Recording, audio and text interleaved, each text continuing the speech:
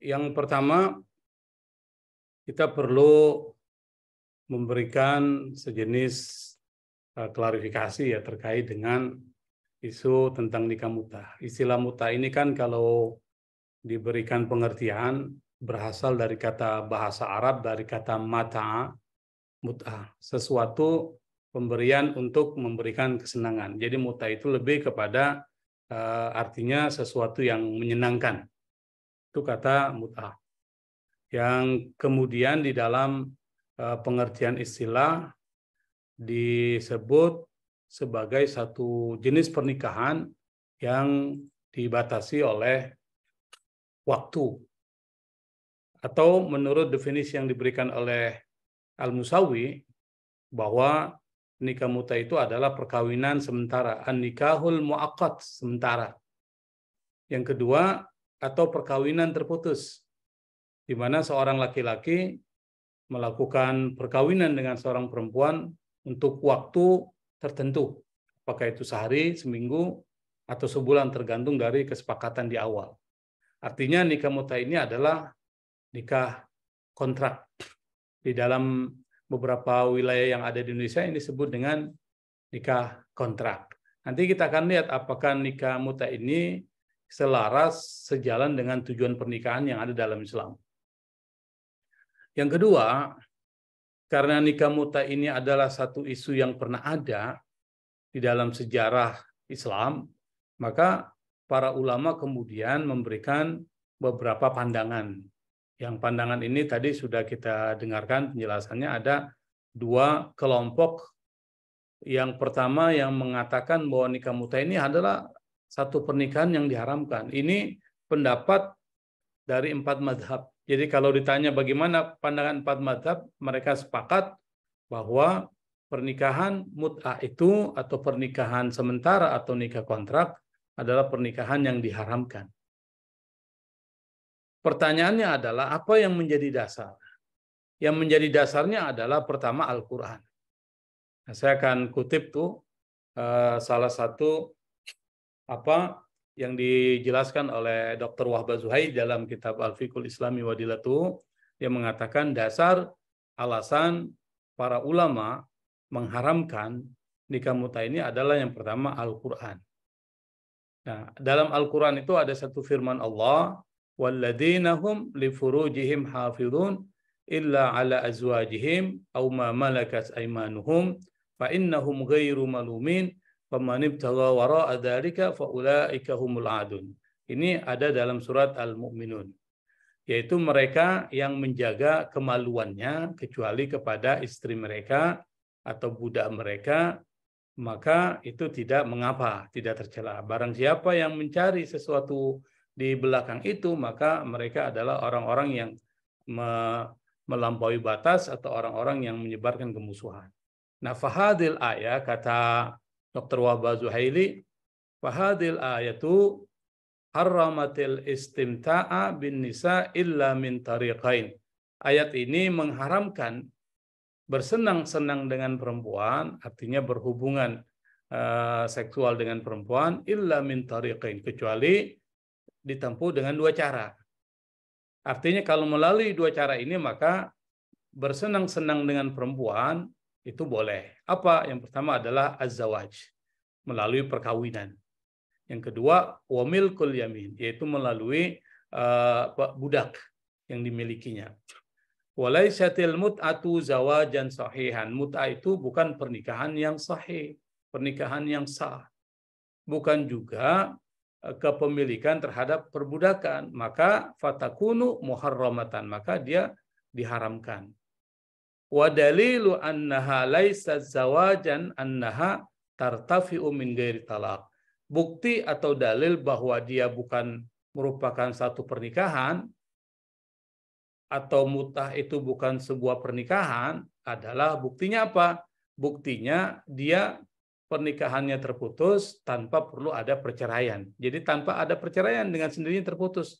Nah, itu dianggap bukan sebagai sebuah pernikahan. Pernikahan itu terputus kalau yang pertama melalui cerai atau talak.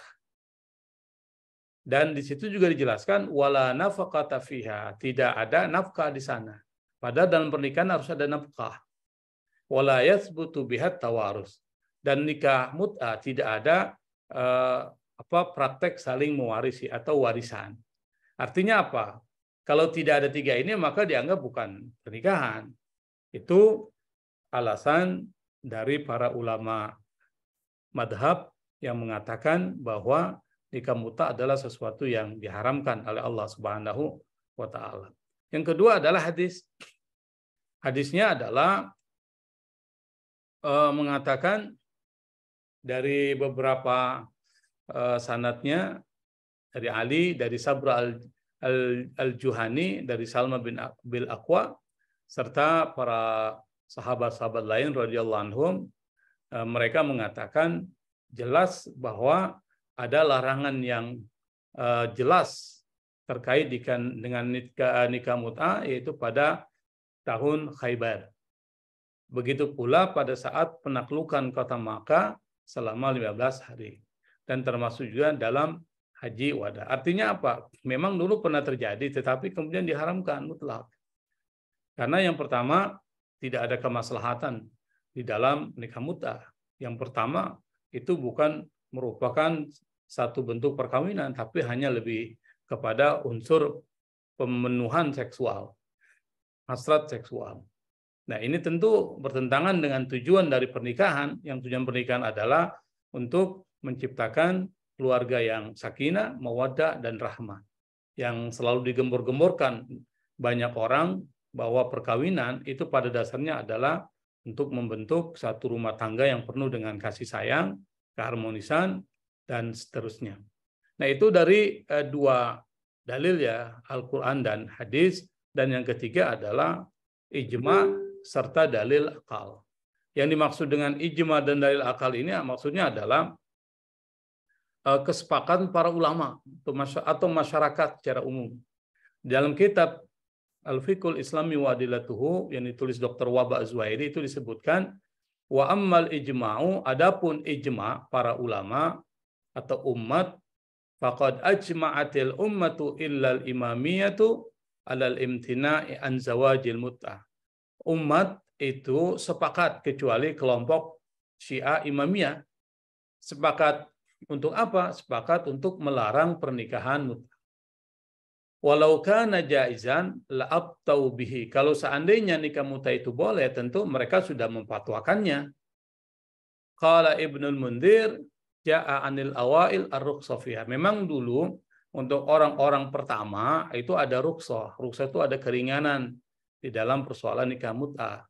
Ai fil mut'ati, yaitu dalam persoalan nikah mut'ah. Wala a'lamul yawma ahadan yujizuha. Dan sekarang tidak ada satupun orang yang saya ketahui itu membolehkannya. Illa ba'dur rafidah. Kecuali sebagian aliran rafidah. Nah, rafidah ini adalah satu aliran yang sesat ya. Kelompok rawafid. Wala makna liqaulin yukhalifu kitaballahi wa sunnata rasulih. Tidak ada satu pengertian yang pendapat ini bertentangan dengan Al-Quran dan bertentangan juga dengan sunnah Rasulnya. Wa qala al-Qadi Iyad, berkata Qadi Iyad, thumma waqa al-ijma'u ala jami'il ulama ala tahrimiha illa rawafid. Nah, kemudian kata Qadi Iyad, maka terjadilah kesepakatan dari semua ulama tentang pengharaman nikah mut'ah kecuali dari sekte atau aliran Rafidah atau Rawafid. Sementara dalil akal yang digunakan para ulama yang mengharamkan nikah mut'ah adalah fa inna zawaja innama syuri'a mu'abbadan li agradin wa maqasida ijtimaiyatin. Kata Dr. Wahbah Zuhairi dalam kitabnya Al-Fiqhul Islami wa Adillatuhu, dia mengatakan pernikahan itu disyariatkan selamanya adalah untuk adanya satu tujuan dan maksud sosial. Apa? Misalnya sakanun nafsi wa injabul aulad wa takwinul usrah. Tujuannya adalah ada ketenangan di dalam hati serta menghasilkan keturunan atau anak-anak dan membentuk satu rumah tangga. Walaisa fil mutati illa qada'u syahwa binahwin muaqqad. Nah, di dalam nikah muta itu tujuannya tidak lain dan tidak bukan adalah hanya untuk memenuhi hasrat seksual saja dalam waktu yang tertentu. Fahuwa kazina tamaman. Kata Dr. Wahbah, sama seperti zina itu. Hanya untuk menyalurkan hasrat seksual dari seorang laki-laki kepada perempuan. Maka dari beberapa dalil ini bisa disimpulkan bahwa nikah muta itu adalah sesuatu yang diharamkan oleh Allah Subhanahu wa taala. Ini jumhur ulama atau mayoritas ulama dari 4 mazhab itu mengharamkan. Nah, ada pendapat lain yang mengatakan itu adalah boleh. Jadi ada 2 pendapat. Pendapat yang kedua mengatakan boleh. Nah, salah satu ulama yang mengatakan boleh ini adalah Az-Zufar. Kata Zufar, syarat penentuan waktu di dalam nikah muta memang itu rusak dan batal ya. Tapi pernikahan yang terjadi dengan persyaratan penentuan waktu tertentu itu tetap sah. Meskipun syaratnya bermasalah, tetap pernikahannya sah. Kenapa? Karena nikah, kata Zufar, itu tidak bisa batal karena adanya syarat yang rusak atau syarat yang fasid. Apa tuh yang syarat yang rusak? Yaitu memberikan durasi waktu dalam pernikahan. Misalnya 1 hari, 1 minggu, 1 bulan, dan seterusnya. Itu memang syaratnya rusak, batal. Tetapi pernikahan kalau sudah diucapkan akadnya, meskipun ada persyaratan, maka dianggap oleh Imam Az-Zufar sebagai satu pernikahan yang sah. Itu dasar alasannya. Kedua, yang sering kita dengar, yang mengharamkan nikah muta ini adalah Syiah, atau yang membolehkan nikah muta ini adalah Syiah Imamiyah. Syiah Imamiyah ini adalah Syiah yang mengakui menjadikan 12 imam dalam keyakinan teologisnya. Dari dari Imam Hasan, Hussein, dan seterusnya sampai Imam Mahdi. Yang insya Allah dia akan muncul, kata Syiah Imamiyah. Tetapi kata Syiah Imamiyah, pada saat ketika terjadi akad dalam nikah mut'ah, itu perlu ada syarat menyebutkan maharnya. Dan perlu ditentukan kira-kira pernikahan ini batasan waktunya berapa lama. Dan juga dengan menggunakan lafaz pada saat menikahkan adalah lafaznya seperti ini. Zawajtuka wa ankahtuka wa mata'tuka. Jadi saya nikahkan engkau dan saya berikan engkau kepadanya dengan pernikahan yang bersifat temporer sementara. Itu menurut Syiah Imamiyah. Yang menjadi dalil Syiah Imamiyah ini adalah seperti yang disebutkan oleh Dr. Wahbah Zuhaili dalam kitab Al-Fiqhul Islami. Dia mengatakan bahwa yang menjadi dalil syariat nikah al-munqati, nikah yang terputus, awil mut'ah, kata Dr. Wahbah Zuhaili adalah yang pertama, dia menggunakan ayat Quran, famastamta'tum bihi minhunna fa'atuhunna ujurahunna faridah. Dalam Al-Quran Allah Subhanahu wa taala berfirman, maka apapun yang kamu ambil kenikmatan dari perempuan, maka kamu harus memberikan kepada perempuan maharnya sebagai bentuk kewajiban. Fa innahu ubbira bil istimta'i duna zawaj. Yang dimaksud dengan istimta di sini adalah deskripsikan selain perkawinan. Wabil ujur dunal mahar. Mimma yadullu ala jawazil mut'ah, yang termasuk dalil yang menunjukkan kepada kebolehan melakukan nikah. Wal istimta'u wa tamattu'u bimakna wahid. Istimta dan tamattu yang merupakan akar katanya terambil kata mut'ah itu maknanya sama. Wa ita'ul ajri badal istimta' yakunu fi aqdil ijarah. Wal mut'atu wa aqdul ijarah ala manfatil bud'i. Jadi persoalan nikah muta itu disamakan juga dengan akad penyewaan. Jadi akad sewa. Dan pernikahan mut'ah itu dianggap sebagai akad sewa untuk mengambil manfaat dari anggota badan. Ammal mahru fa innahu yajibu binafsi aqdin nikahi qabla al-istimta'. Nah, mahar itu menjadi wajib pada saat akad nikah sebelum mengambil kenikmatan dari perempuan tersebut. Jadi dalilnya adalah ayat ini. Yang di dalam ayat ini ada kata mut'ah. Istimta' itu kemudian muncul kata mut'ah. Yang kedua ada hadis Nabi, sunnah Nabi yang memberikan kebolehan melakukan nikah mut'ah. Di dalam sebagian peperangan pada saat masa yang disebut dengan Am Autos, atau pada saat ketika di Khaybar, atau pada saat ketika penaklukan kota Mekah, atau pada saat ketika perang Tabuk. Ini dasar yang dijadikan alasan Syiah Imamiyah untuk mengatakan nikah mut'ah adalah sesuatu yang boleh. Oleh Ibnu Mas'ud berkata, "Kunna nagzu ma'a Rasulillah laisa ma'ana nisa." Kami berperang bersama Rasul dan kami tidak membawa istri-istri kami.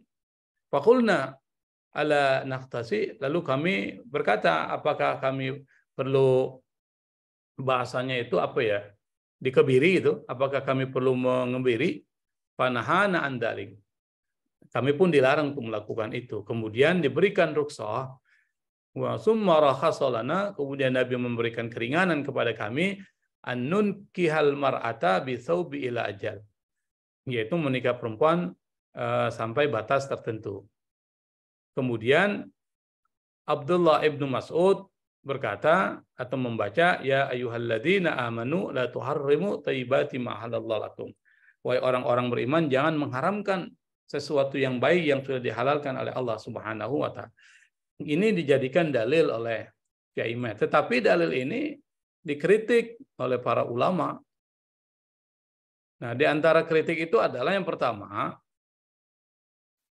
kata istimta di dalam ayat tadi, famastamta'tum, itu adalah nikah, bukan pemberian kesenangan. Li'annahu wal mazkur fi awalil ayat wa akhirah, karena dia disebutkan di awal ayat dan di akhir ayat. Haitsu bada'at biqauli, di mana dimulai dengan firman Allah, wala tankihu ma nakaha abaukum, jangan menikahi perempuan yang sudah dinikahi oleh bapak-bapak kalian. Artinya apa? Ibu-ibu kita tidak boleh dinikahi. Wa khatamat biqaulihi subhana, lalu kemudian ditutup dengan firman Allah, wa man lam yastati' minkum tawlan an yankihal muhsanatil mu'minat. Barang siapa yang tidak mempunyai kemampuan untuk menikah dengan perempuan-perempuan mukmin yang bisa menjaga dirinya. Nah, itu artinya bicara tentang persoalan pernikahan. Fadalla ala annal murada bil istimtahuna maka ala tariqin nikah. Maka ayat ini menunjukkan bahwa yang dimaksud dengan istimta dalam ayat famastamta'atum itu adalah sesuatu yang dilakukan melalui pernikahan. Walaisal muradu bi al-mut'a al-muharram syar'an. Bukan yang dimaksud itu adalah pernikahan mut'ah yang diharamkan itu secara syariat. Wa amma at-ta'bir bil ajri, adapun ungkapan dengan kata istilah ajri, fatuhunna ujurahunna faridah, dalam ayat itu adalah mahar. Fa innal mahra fi nikah yusama ajran. Nah, mahar dalam pernikahan disamakan dengan ajr atau ujur. Di qauli ta'ala fankihu hunna bi idni ahlihinna wa atuhunna ujurahunna. Maka nikahilah para perempuan dengan izin keluarga mereka dan berikan kepada mereka mahar-maharnya. Ujur dari kata ajrun. Ai muhu rohunna, yaitu mahar-mahar mereka. Dan firman Allah, ya ayuhal nabi inna halalna laka azwajaka allati ataita ujurahunna. Wahai nabi, kami telah menghalalkan buat kamu istri-istri kalian, istri-istri kamu yang telah kamu berikan mahar mereka. Jadi pandangan dari ulama Syiah Imamiyah itu dikritik oleh ulama-ulama Ahlussunnah wal Jamaah yang mengatakan keliru menggunakan ayat tersebut. Kritik yang kedua adalah terkait dengan hadis yang digunakan. Wa ammal iznu bil mut'ati fi sunnatin nabawiyyah fi ba'dil ghazwat fa kana lid daruratil qahirati fil harbi. Adapun izin untuk melakukan nikah kontrak pada dalam sunnah Nabi dalam sebagian peperangan itu adalah karena persoalan darurat saja dalam peperangan. Ya, darurat itu bisa menghalalkan sesuatu yang diharamkan. Tapi kemudian kata Wahbah Az-Zuhaili, "Tsumma harramahar Rasul tahriman abadiyan ila yaumil qiyamah." Kemudian Rasul mengharamkan dengan pengharaman yang bersifat abadi sampai hari kiamat. Dengan dalil hadis-hadis berikut, yang pertama adalah ya ayuhan nas inni kuntu adantu lakum fil istimta'i minan nisa. Wahai manusia, dulu aku mengizinkan kalian menikah mut'ah dengan perempuan. Wa innallaha qad harrama dzalika ila yaumil qiyamah, dan Allah sungguh telah mengharamkan itu sampai hari kiamat. Faman kana indahu minhunna syai'un falyukhalli sabilahu wa la ta'khudhu mimma ataitumuhunna syai'an. Maka barang siapa yang ada sesuatu maka dibiarkan jalannya. Jangan mengambil dari sebagian yang telah kalian berikan kepada perempuan maharnya. Kalau sudah berlangsung ya sudahlah, jangan diminta lagi itu mahar. Yang berikutnya adalah qala Salma bin Aqwa. Salma bin Aqwa berkata, rakhasa lana Rasulullah sallallahu alaihi wasallam fi mut'atin nisa ama auta salasat ayyam summa naha anha. Rasul memberikan keringanan untuk menikah dengan perempuan secara kontrak pada saat hari autos selama 3 hari. Kemudian Rasul mengarang melakukan pernikahan mut'ah. Itu kritik yang diberikan para ulama terkait dengan dalil-dalil yang dipaparkan, yang dikemukakan oleh Syiah Imamiyah yang membolehkan pernikahan mut'ah. Nah, kita selesai membahas tentang persoalan nikah mut'ah. Kita akan coba masuk kepada persoalan poligami tadi. Nah, persoalan poligami kita sudah banyak tadi dipaparkan oleh pemakalah. Mungkin sedikit saya akan jelaskan yang mungkin berbeda dari apa yang sudah dipaparkan oleh pemakalah. Memang tidak ada satupun para ulama yang menolak persoalan poligami. Sebagian besar para ulama itu memberikan kebolehan untuk melakukan poligami. Nah, tapi dengan satu syarat, yaitu syaratnya harus melakukan keadilan. Nah, kalau seandainya pernikahan poligami tidak ada keadilan di situ, di mana perempuan banyak mendapatkan mudarat, maka pernikahan poligami tentu diharamkan oleh Allah Subhanahu wa taala. Kenapa? Karena maksud dan tujuan dari pernikahan tidak terpenuhi, yaitu membentuk satu keluarga yang sakinah, mawaddah, dan rahmah, atau keluarga yang harmonis, penuh dengan kasih sayang. Tetapi meskipun di dalam teori itu dibolehkan, tapi di sebagian negara malah ada yang melarang pernikahan poligami. Di mana? Di Turki. Coba saya kasih besar. Di Turki misalnya nih. Di Turki itu ada satu undang-undang yang secara gamblang melarang perkawinan poligami. Meskipun demikian negara ini pernah membolehkan masyarakatnya seperti yang ada dalam Undang-Undang tahun 1917, tapi syaratnya suami harus berlaku adil terhadap istri-istrinya. Namun kemudian kebijakan itu resmi dilarang pada tahun 1926. Itu di Turki. Yang kedua adalah negara Tunisia. Negara Tunisia lebih ekstrim lagi. Dia melarang masyarakatnya untuk melakukan poligami pada tahun 1958. Dan itu tercantum dalam pasal 18 dalam undang-undang tentang ahwal syakhsiyah atau hukum keluarga yang mengatur tentang perkawinan dan hukum waris. Disebutkan dalam Code of Personal Status atau aturan terkait dengan hukum keluarga, laki-laki dilarang menikah lagi sebelum berpisah secara sah dengan istri pertama. Jadi laki-laki dilarang menikah lagi sebelum berpisah dengan istri yang pertama. Artinya apa? Kalau masih ada istri yang pertama dilarang menikah. Kecuali dengan istri pertama sudah terjadi perceraian.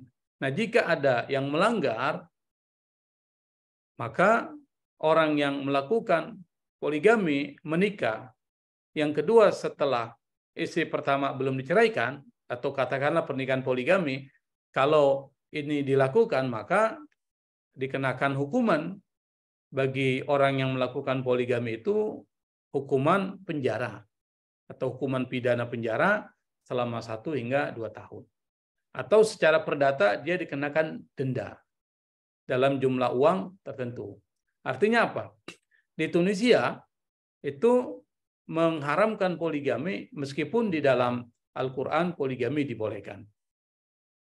Nah, pertanyaannya apakah boleh sesuatu yang dibolehkan lalu kemudian dilarang? Jawabannya adalah iya, boleh. Dalam hukum Islam, negara bisa mentaksis sesuatu yang pertama dibolehkan bisa menjadi tidak dibolehkan, kecuali yang terkait dengan persoalan-persoalan yang wajib, misalnya sholat itu enggak bisa yang wajib ditaksis menjadi tidak boleh, itu enggak boleh. Atau puasa lalu kemudian dilarang masyarakat untuk puasa, artinya diharamkan misalnya untuk berpuasa, itu enggak boleh. Tapi dalam persoalan yang bersifat mubah seperti poligami itu hanya boleh, maka bisa ditaksis oleh negara dengan memberikan pelarangan terhadap pernikahan poligami, baik itu kalau dilanggar bisa dalam bentuk hukuman pidana 1 hingga 2 tahun penjara, atau bisa dalam bentuk hukuman perdata, yaitu memberikan sanksi atau memberikan sejumlah uang sebagai bentuk denda.